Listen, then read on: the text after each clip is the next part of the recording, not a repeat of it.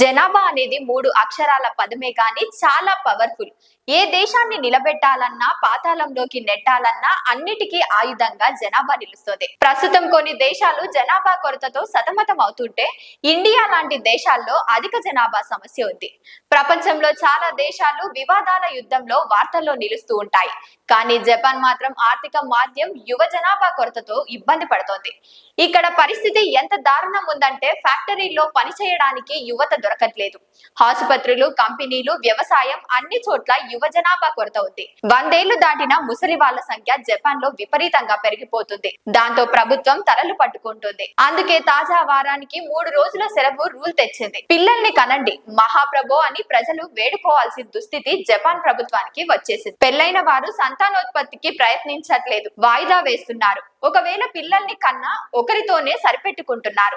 దాంతో ఏటా సంతానోత్పత్తి రేటు పడిపోతుంది. అందుకే ప్రభుత్వం తాజాగా వారానికి 4 రోజులు మాత్రమే పనిచేసి మిగతా 3 రోజులు సెలవులు ప్రకటించింది. 2025 ఏప్రిల్ నుంచి ఈ కొత్త విధానం రానుంది. సెలవు రోజుల్లో ఉద్యోగులు తమ భాగస్వాములతో గడపాల్సి ఉంటుంది. వాళ్ళు ఊర్లో వెళ్తారా, వ్యాపార ప్రదేశాలకు వెళ్తారా, ఎక్కడికైనా వెళ్ళొచ్చు. కానీ సంతానాన్ని పెంచాలి. ఇది వారి ప్రధాన టార్గెట్ అవ్వాలి. అంతేకాదు, ప్రసవం, శిశువుల సంరక్షణ కోసం ఉద్యోగాలు వదులుకోవాల్సిన పని లేకుండా అన్ని చర్యలు తీసుకుంటామని ప్రభుత్వం తెలిపింది. జపాన్ లో 2022తో పోల్చితే 2023లో జనాల సంఖ్య 43,482కు తగ్గింది. ఇకపై ఈ సంఖ్యను పెంచడమే లక్ష్యంగా ప్రభుత్వం పనిచేయబోతుందని. జపాన్ పరిస్థితి అలాగే ఉంటే ఇండియా పరిస్థితి మరోలా ఉంది. మన దేశంలో ఆల్రెడీ జనాభా ఎక్కువగానే ఉంది, కానీ జనాల రేటు నానాటికి తగ్గుతోంది.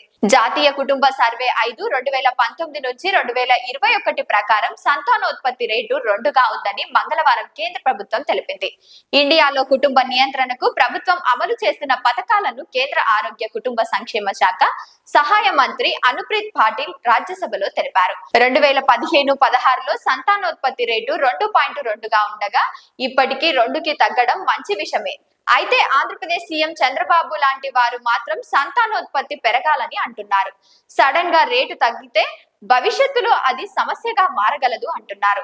నిపుణులు మాత్రం ప్రస్తుతానికి ఇండియాలో జనాభా తగ్గడమే మంచిది అంటున్నారు.